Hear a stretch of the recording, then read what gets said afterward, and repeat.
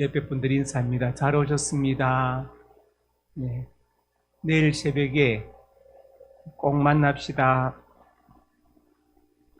오늘 말씀의 제목은 개혁의 대상이 무엇인가입니다. 개혁의 대상이 무엇일까요? 개혁의 대상. 모든 문제는 나로부터 시작합니다. 그래서 첫째로 같이 있습니다. 나 자신이다. 개혁의 대상은 다른 사람이 아니고 바로 나 자신이죠. 예를 들어서 여러분에게 개혁할 것이 한 가지 있다면 저한테는 10가지가 더 넘을 것이라고 생각합니다. 오늘 본문 1절에 하나님이 말씀하셨죠. 아브라함이 99세 때 여호와께서 아브라함에 나타나서 그에게 이르시되 나는 전능한 하나님이다. 너는 내 앞에서 행하여 완전하라 말씀하십니다. 하나님께서 75세 때 아브라함이 75세 때 하나님 나타나셔서 분명히 말씀하셨거든요. 하늘의 별을 보라. 자손이 이렇게 많아질 것이다. 사라에게 아들을 줄 것이다. 10년을 기다려도 85세가 되어도 아이가 없으니까 그때 사라가 하갈을 추천합니다. 하갈을 아내로 맞으면 어떠냐, 우처로. 그러면 혹시 아들을 낳으면 그게 하나님 뜻인지 어떻게 하느냐. 그래가지고 이제 아브라함이 85세 때 하갈을 취해서 아들 이스마엘을 낳았습니다. 그리고 또 세월이 지났습니다. 그리고 이제 99세가 되었습니다. 하나님께서 성경에 보면은 아브라함이 75세 때 나타나셔서 말씀하시고 25년 동안 가만히 침묵하고 계십니다. 안 나타나셨습니다. 그리고 99세 때 25년 만에 나타나셔서 이스마엘 태어난 걸 축하한다고 이렇게 하시지 않고 너는 내 앞에서 행하여 완전하라고 아브라함을 책망하십니다. 그러면서 그 앞에 나는 전능한 하나님이다 이렇게 말씀하시죠. 전능하신 하나님 앞에서 우리가 어떻게 완전할 수 있습니까? 완전할 수 없죠. 그런데 하나님이 지금 아브라함에게 완전을 요구하십니다. 그 완전의 의미가 무엇입니까? 그것은 바로 믿음의 완전이죠.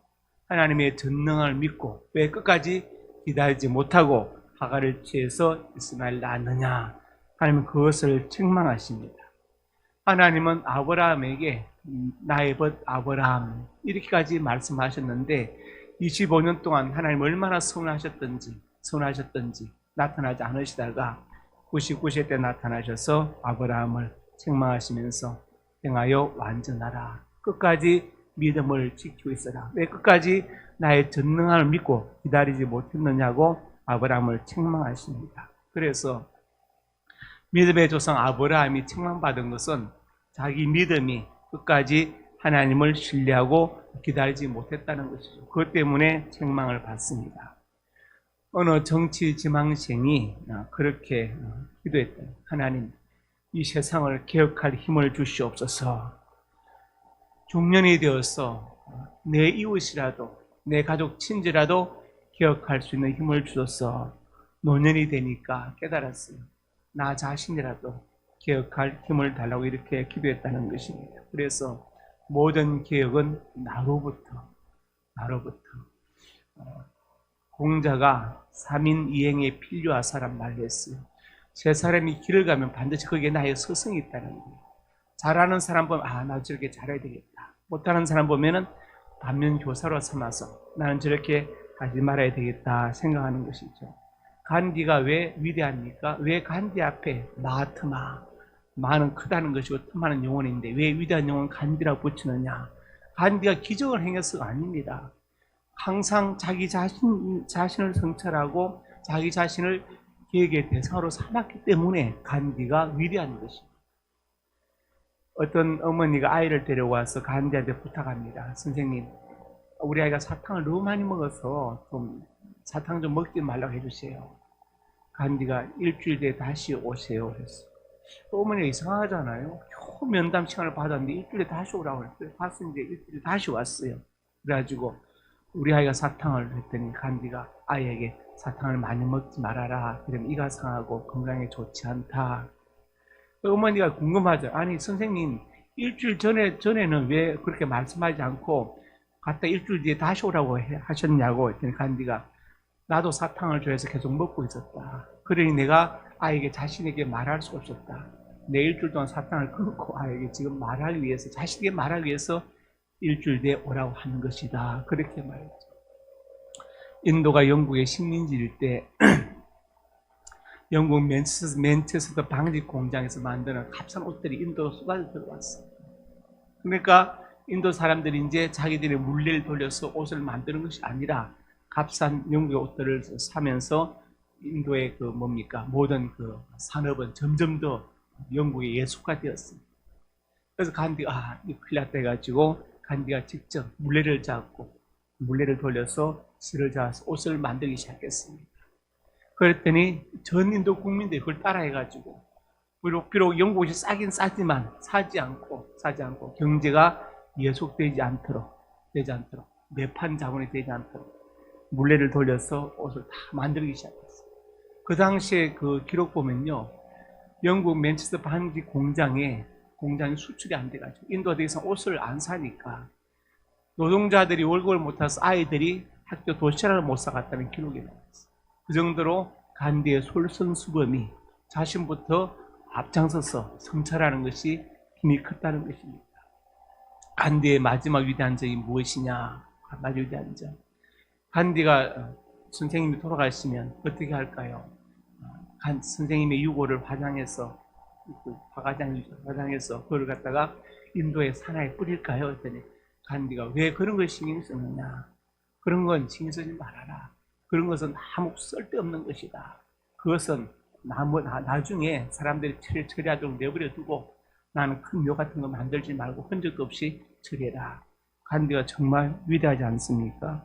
그런 점들이 간디 앞에 마하타마, 위대한 영혼이라는 단어를 붙이게 하는 것입니다. 마태복음 7장 3절에 5절에 이렇게 말씀했어요.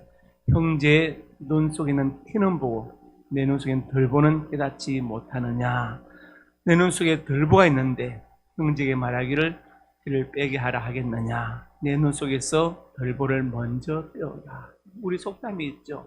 남의 흉이 한 가지면 제 흉이 10가지다. 내 눈에 더덜보 같은 큰 게 있는데 남의 티를 가지고 얘기하지 말아라. 그것을 말합니다. 맹자에 보면은 이루 장구편에 이런 구절이 있습니다.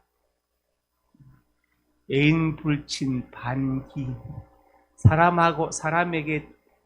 사람과 친하게 지내고 싶은데 그게 되지 않으면 반성하라. 긴. 나에게 어진 너그름이 없는가를 반성하라. 저 사람하고 친해지고 싶어. 아니면 사람들이 좀 나를 좋아했으면 좋겠는데 그게 안 되면 자기 자신을 반성할 때 그 사람들을 나무라지 말고 나에게 너그름이 없는지를 먼저 반성하라. 치인불치 반기지. 사람을 다스리기 원하는데 잘 되지 않으면 나에게 지혜가 없는지를 먼저 반성하라. 예인 부답 반기경. 사람에게 예를 갖추는데도 그 사람이 답이 없으면 나에게 공경이 부족하지 않은지를 반성하라. 행유부덕자. 열심히 노력했는데도 얻는 것이 없으면 개반 부재기.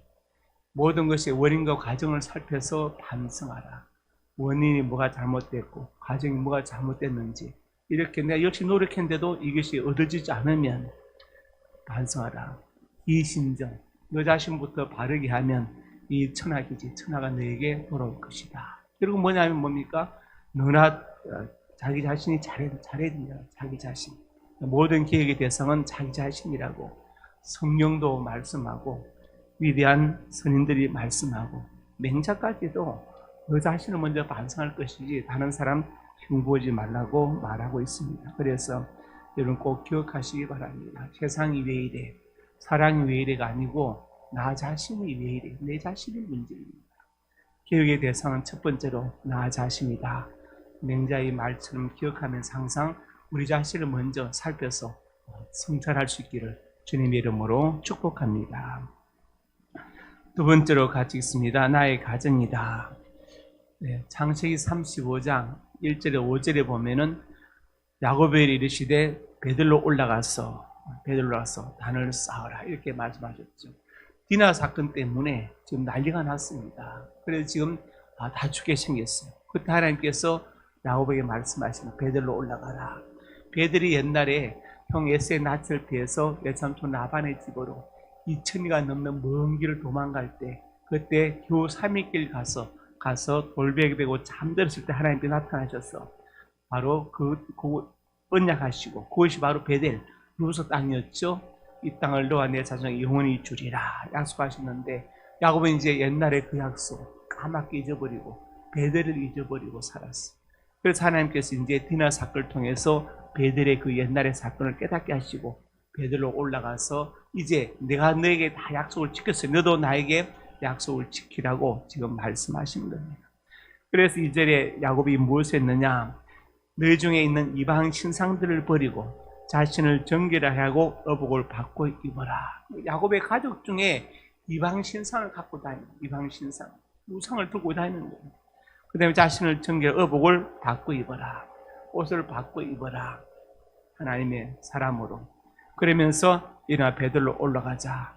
내 환난 날에 내게 응답하시며 그리고 하나님께 야곱이 약속하셨죠. 그때 네가 너를 지키고 다시 이 땅으로 돌아오게 할 것이다. 야곱이 만약 그렇게 하시면 이 돌이 하나님의 전이 될 것이고 11조를 드릴 것이고 막 약속해놓고 까맣게 잊어버리고 있다가 디나 사건 통해서 내가 베델에서 하나님께 드린 약속을 내가 못 지켰구나, 올라가야지 생각하게 된 것입니다. 그러면서 이방 신상들을 버리고 정죄하게 하고 의복을 받고 입어라 이렇게 말했습니다. 그러니까 지금 문제는 뭐냐? 야곱의 가정, 만약에 디나 사건이 아니었다면 야곱의 가정 중에 여전히 가족들이 이방 신상들을 들고 다니고 있을 것이고, 그리고 혼합주의 신앙에 빠져 있을 것입니다. 중요한 것은 우리 가정이 참 중요합니다. 하나님 태초 에덴 동산에 한 가정을 세우시고 그 가정에 복 주신 것을 볼 수 있습니다.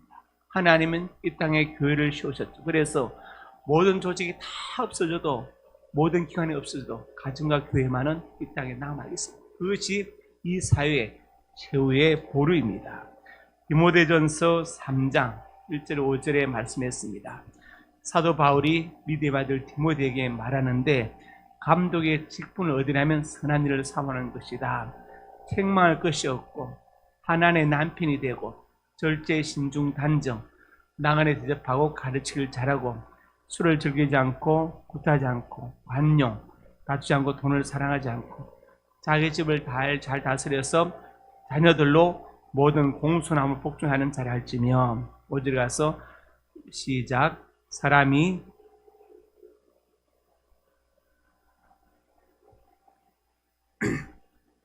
바울은 영적인 사람입니다. 영적인 감각이 아주 뛰어난 사람이에요. 그리고 기도도 많이 한 사람입니다. 그런데 믿음의 아들 디모데에게 감독을 뽑을 때, 중직을 뽑을 때 무엇을 보라 했느냐? 목사 말을 잘 듣느냐? 쉽게 설명드려서 교회 일에 충성하느냐? 11조 잘하냐? 이렇게 해야 되는데 그게 아니라 그 집안의 가정을 보라. 가정에서 가장으로서 어떻게 하고 있는지를 보라. 그런 사람을 뽑아야 된다고 말하고 있어요. 왜냐? 바울은 알았습니다. 그의 수많은 개척 사역과 선교 사역을 통해서, 그리고 신방과 전도를 통해서 가정에서 존경받지 못하는 사람은 결코 교회에 중직이 되어서는 안 된다는 것을 바울이 깨달았어요. 그러니까 아무리 잘해도 가정에서 어떤 사람이 가정에서 쉴 수 있고 가정이 화목하지 않고 이러면요, 견딜 수 없다는 것이죠. 그래서 중직들은 무엇을 보냐? 교회에서의 생활도 중요하지만 가정을 어떻게 하는지를 보라. 이것을 지금 사도 바울이 강조하는 것입니다. 가정이 참 중요하죠. 가정이 중요합니다. 가와 만사성. 가정이 화목하면 만사가 저절로 이루어진다. 또 다른 말도 있잖아요. 가와 만사성. 가정에서 화가 나면 만사가 성질난다. 아침에 막 싸웠어요. 그러면 그날 종일 우울하고 있으면 막 화가 끓는 겁니다. 요즘은 여성 상위 시대가 되었죠. 여성 상위 시대 되었어요. 옛날에 정력의 김일보 선생이 그렇게 이미 예언을 했어요. 예언이라 좀 이상하지만 주역이 아니라 주역이 선천력이라면 정력은 후천력인데, 김일보 선생이 말하기를 앞으로는 금화 정력의 시대, 건도수의 시대가 아니라 본도수 시대가 올 것이다. 그는 하늘 건이고 고는 땅인데, 이제 남자는 하늘, 여자는 땅. 주역에서 그렇게 보거든요. 그러니까 본도수의 시대, 여성 상위 시대가 올 거라고 이야기했어요. 그랬더니 이제 여성들의 파워가 굉장히 세졌죠. 가정에서부터. 그래서 그런 말도 있잖아요. 인명제처. 사람의 목숨은 아내에게 달려있다. 인명제처. 진인사 대처명. 할 일을 다하고 아내의 명을 기다리라.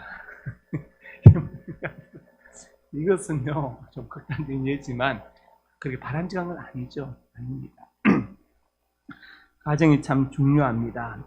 사도행전 10장에 가이사랴 고넬료가 나오죠. 이탈리아, 로마 부대의 백부장이다. 2절에 그가 경건하여 온 지방을 더불어 하나님을 경외하며 백성을 많이 구제하고 하나님도 항상 기도하더니 이방인인데 불구하고 백부장이 로마 군인 100명을 거느린 장교가 이렇게 하나님을 경외하는 사람이다. 아마 학자들이 추측하기로는 어머니가 모계가 유대인으로 봅니다.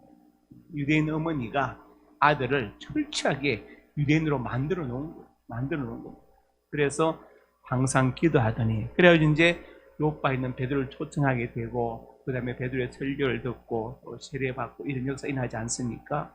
백부장은 100명의 군인을 거느린 장교니까 우리 지금 따지면 중대장보다 약하지요. 초대장보다는 좀 많고 좀 세고. 그렇지만 그 당시의 상황으로 돌아가면요, 백부장의 힘이 어마어마한 거예요. 요세푸스의 기록에 보면은 로마 군인 한 명을 죽였는데 짧은 2시간인가? 2시간 만에 유대인 2만 명이 학살당했어요. 로마 군인 한 명을 죽인 것 때문에 로마 군인이 보이는 대로 다 유대인들 학살해서 2만 명을 죽였어요. 그리고 예수님께서 말씀하셨죠. 오리를 가고자 하는 심리를 동행해 주라. 그 당시 법이 그랬어요. 로마 군이 가다가 아무나 붙잡고 이거 치고 따라하면 오리를 따라가야 돼요. 그게 법이에요. 그런데 그런 군인 100명을 거느린 장교라면 식민지 하에서 이것은 엄청난 권력자입니다. 그가 경건해서 온 지방과 더불어 하나님을 경외하고 백성을 구제하고 항상 기도하더니 하나님께서 고넬료에게 요파 있는 베드로를 청해서 말씀을 들어라. 베드로는 기도하다 또 막 환상을 보죠. 바구니에 막 이상한 벌레 같은 것들이 막 당겨내는 거 먹으라 하니까 저 이런 거 안 먹어요. 바로 유대인들이 이방인들을 그렇게 곤충처럼 징그러운 벌레로 생각했는데 하나님께서 아니다. 복음이 이방인에게도 전해져야 되는 것을 환상을 통해서 보여주신 것입니다. 그래서 두 번째 계획의 대상이 무엇이냐? 나의 가정이다. 나의 가정. 우리 가정을 살펴서 우리 가정이 하나님의 말씀대로 잘 이어져 가고 있는지, 가정에서 뭡니까? 기도가 있는지. 저도 이 말씀 준비하면서 회개를 많이 했어요. 나도 이제 가정에서 집사람하고 같이 기도를 손잡고 해야 되겠다 이런 생각이 들었습니다. 세 번째로 같이 있습니다. 나의 국가이다. 나의 국가. 우리나라처럼 이렇게 극심한 사상적 대립이랄까 이론적 대립은 없어요. 촛불부대와 태극기부대가 극단적으로 맞서고 있고 내 편이 아니면 적이라서 다 몰살시켜야 된다고 생각해요. 모든 다름은 틀림이 되는 거예요. 제가 어디 모임에 갔더니 어떤 사람이 저한테 태극기 부대에 대해 어떻게 생각하냐고 물어요. 태극기 부대에 대해서. 어떤 경찰관 간부인데 어떻게 생각하냐고. 저는 그 묻는 질문을 잘 모르겠더라고요. 왜 이 질문을 할까 모르겠고 제가 그랬습니다. 최인훈의 광장을 읽어보았냐고 했더니 자기가 읽어보았다고 그랬어요. 광장의 주인공 명훈이라는 사람이 남한도 북한도 적응 못할 결국은 대회를 떠나지 않느냐. 그리고 그 광장이라는 책이 우리나라 60년대를 다 커버한다는 그 소설책인데 광장에 그런 구절이 있다. 인간은 광장에서 피했을 때 동굴로 후퇴한다는 구절이 있다. 좌파가 광장의 중요성을 알았다. 그래서 광장을 먼저 점령했다. 하버드 대학교 총장의 네이션 푸지가 그 말을 했거든요. 지금 청춘에게는 5가지가 없다. 뭐가 없느냐? 흔들 깃발이 없고, 함께 부를 노래가 없고, 변하지 않을 신념이 없고, 평생을 같이 할 동지가 없고, 존경하고 나를 지도자가 없다. 이 5가지가 없다. 그런데 광장에 가면 다 있어요. 광장에 가면요, 함께 부를 노래가 있고, 흔들 깃발, 촛불이든 태극기든 흔들 깃발이 있고, 평생을 같이 갈 동지가 옆에 앉아서 같이 있고, 존경받는 지도자가 마이크를 잡고 앞에서 떠들고 있고, 떠들고 있고, 다 있는 거예요. 다 있는 거예요. 좌파가 광장의 중요성을 먼저 해도 광장을 점령했어요. 우파는 뭐 했느냐? 동굴로 후퇴했죠. 동굴로 후퇴했어요. 나중에 우파가 광장이 중요한 걸 알았어. 그래서 우파도 태극기를 들고 광화문으로 나갔습니다. 저는 생각합니다. 우리나라에는 건강한 우파와 건강한 좌파가 공존해야 된다고 믿습니다. 그러나 무신론, 공산주의나 북한을 추종하는 종북 좌파는 아닙니다. 그건 안 되고 건강한 좌파와 건강한 우파와 공존해야 된다. 서로를 인정한 건강해야 됩니다. 건강해야 됩니다. 그렇죠? 그래서 그러나 이제 보면 그렇습니다. 광장 정치는 의회민주 정치의 반대 말이잖아요. 그렇죠? 의회민주 정치가 제대로 작동이 안 되면 광장 정치가 힘을 얻게 되는, 목소리 크고 사람 많이 모이면 이기는, 그것은 바람직한 상태가 결코 이건 하나의 과정입니다. 과정이죠. 이런 것도 정리돼야 될 문제입니다. 촛불이든 태극기든 마찬가지예요. 그래서 제가 그 얘기를 했습니다. 최근에 광장을 이야기하면서 우리나라에는 건강한 우파와 건강한 좌파가 공존해야 된다고 믿는다. 좌파가 광장의 중요성을 알고 먼저 점령했지만 나중에 이제 우파도 이걸 알고 태극을 들고 나갔다. 이게 하나의 어떤 균형적인 면에서 나는 보고 싶다. 우리가 기독교 역사에 봐도 그래요. 전도가 미약해진 하나님께서 전도운동을 일으킵니다. 기도가 약하면 기도운동을 일으키시고, 어떤 성령의 은사가 약하면 성령운동을 일으키시고, 시계 추구가 왔다 갔다 하는 것처럼 균형을 잡거든요. 저는 그런 면에서 좌파 우파를 보고 싶다고 이야기했습니다. 그런데 우리나라가 이제 개혁의 대상이 뭐냐? 우리나라이다. 열왕기하 11장 10절 8절에 여호야다의 개혁이 나오는데 이렇게 나옵니다. 온 백성이 바알의 신당으로 가서 신당을 허물고 제단들, 우상들 철저히 깨뜨리고 바알의 제사장 맏단을 죽이고 여호와의 성전을 지키게 하고 여호야다의 개혁이죠. 자, 우리나라에 무속인이 지금 몇 명이냐? 1997년에 10만 명, 10만 명. 그런데 2017년에 100만 명. 지금 몇 년 지났습니까? 17년. 20년 만에 10만 명이 100만 명으로 늘어났어요. 작년 2020년 1월 13일 YTN이 보도해서 작년 YTN이 보도. 우리나라의 무속 시장 규모가 4조 원을 넘었다. 4조. 영화 시장이 2조 원입니다. 영화 만들 우리나라에 1년에 총 만드는 영화의 모든 예산 그런 비용 2조 원인데 그 두 배 되는 시장이 무속 시장이 되었어요. 무속 시장. 이것은 나라가 망할 징조이죠. 분명히 미신이고 우상 숭배인데 이것이 전통문화, 무형문화재란 이름을 쓰고 문화란 이름을 쓰고 지금 사회를 혼란하게 만들고 있어요. 예를 들어서 뭐지 그게? 화천대유 동천왕 같은 마찬가지예요. 주역의 괴거든요. 주역의 괴인데 화천대유괴는 주역의 14번째 괴입니다. 위에 분리괴가 있고 밑에 하늘 근괴가 있어요. 동천화인괴는 반대입니다. 13번째 괴인데 위에 하늘 근괴가 있고 밑에 분리괴가 있어요. 그래서 성공했습니까? 그런 거 들고 나면 망하는 거예요. 주역은 점치라고 만든 거 아니거든요. 옛날에 선비들은 주역으로 점치지 않았습니다. 평생에 한두 번 정말 3일 금식을 모욕해줘 한 번 할까 말까 한 것이지 주역을 점치라고 만드는 책 아니거든요. 그런 거 들고 나오면 망하게 돼 있는 거예요. 무속의 의장은 반드시 망합니다. 반드시 망하게 철저하게 망합니다. 우선은 형통해 보이고 뭐가 되는 것 같지만 끝내는 철저하게 망하는 길밖에 남지 않습니다. 사탄은 문화를 들고 나와가지고 무형문화재 메토 이래가지고 별신고 어쩌고 저쩌고 이런 식으로 나와요. 그러니까 참 제가 볼 때 공문이 가끔 교회에 오거든요. 노원구청 문화체육과 이름으로 뭐 식사금지, 숙박금 주고 우리가 지금 문화입니까? 체육입니까? 교회가? 어느 쪽도 아니에요. 하나의 문화로 보는 거예요. 그러니까 생존, 식당은 생존 때문에 열어되지만 교회는 문화이기 때문에 식사하지 말라는 거예요.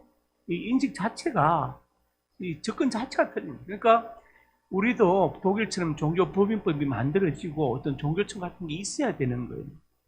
문화체육관에서 종교를 하는 관할하는 이게 말이 됩니까? 이게 말이 안 되는 거죠. 안 되는 거잖아요. 그랬잖아요. 거룩한 분노는 종교보다도 깊고 수주 변명로가 농계에 대해서 불붙는 정열은 사랑보다 강하다. 거룩한 분노는 종교보다 깊다. 이 말은 무슨 말이에요? 농계의 거룩한 분노가 종교보다 깊다. 이 말은 인간의 생각, 사상 중에서 가장 깊은 것이 종교라는 것을 말하는 거예요. 더 이상 깊은 것에 비길 수 없어서 농계의 분노를 종교에 비긴 것이. 그러니까 그렇게 깊은 종교를 문화체육관에서 하는 이게 말이 돼요. 문화현상으로 보고 체육으로 본다는 게 말이 됩니까? 그러니까 식당에서나 예식장에서는 250명, 몇백 명이 밥 먹어도 되지만 교회에서는 안 된다고 하는 거예요. 코로나 바이러스가 교회에만 있습니까? 교인들의 특화된 바이러스인가요? 이건 완전히 그 차별이죠. 종교 탄압입니다. 그래서 우리가 이런 극단적인 사상적 대립도 내려놓아야 됩니다. 그 다음에 종교를 문화체육관에 다루는 이것도 우리가 사실은 개혁해야 되는 문제입니다. 종교청이 있어서 종교를 종교로 다뤄야지 어떻게 문화체육관에서 종교를 다루고 있습니까? 그리고 예식장은 다 개방해놓고 교회는 안 된다. 오늘 신문에 아침에 잠깐 보니까 기도 찬송 금지. 아니 기도 찬송 자기들 다 통제. 자기들은 다 군의 식당에서 밥 먹고 모여서 자기들끼리 다 회의하고 정치한다고 수십명 때려 몰려다니면서 교회는 안 된다. 이런 것은 정말 개혁돼야 되겠죠. 제가 목사를 하는 얘기 아니라 개혁돼야 될 부분들. 이게 우리 이제 경기도의 목사를 만나보면은 100명 다 저와 똑같은 생각을 하고 저보다 더 비분강개한 사람들이 많아요. 근데 서울대 이황재 교수 면역학 박사인데 그분이 한국인의 94점 몇 프로인가? 96점 몇 프로는 백신 맞을 필요가 없다. 왜? 이미 항체가 형성돼 있고 그리고 확진자의 99점 몇 프로는 무증상 감염자이다. 이 말은 백신 맞을 필요가 없다는 것이다. 이렇게 얘기를 하면서 우리 국민이 너무 착하고 순해서 순종적이라서 지금 이런 상황이 된 것이라고 이렇게 이야기를 하고 있더라고요. 자, 오늘 제가 3가지 말씀드렸습니다. 개혁의 대상이 뭐냐? 나 자신이다. 나 자신. 남이 아니라 나 자신이다. 두 번째로 나의 가정. 세 번째로 나의 국가이다. 하나님께서 우리를 이렇게 개혁하라고 자신과 가정과 나를 개혁하라고 우리를 이 땅에 보내시고 이 아침에 이 말씀을 듣게 하신 것입니다. 그래서 기도하실 때 하나님 내 자신이 개혁할 것이 무엇입니까? 우리 가정에서 개혁할 것은 무엇입니까? 우리나라에서 무엇을 고쳐야 되는데 내가 어떻게 하면 좋겠습니까? 기도할 수 있기를 주님의 이름으로 축복합니다. 아버지 하나님, 은혜와 사랑을 감사합니다. 개혁의 대상은 딴 데 있지 않고 나 자신에게 있습니다. 그리고 아버지 하나님, 남의 가정이 아니라 나의 가정이 있습니다. 남의 나라가 아니라 나의 국가에 있습니다. 우리를 개혁의 도구로 사용하여 주시고 먼저 나 자신을 살피고 성찰해서 무엇을 고칠 것인지를 알게 하여 주시옵소서. 은혜 베풀어 줄 것을 믿습니다.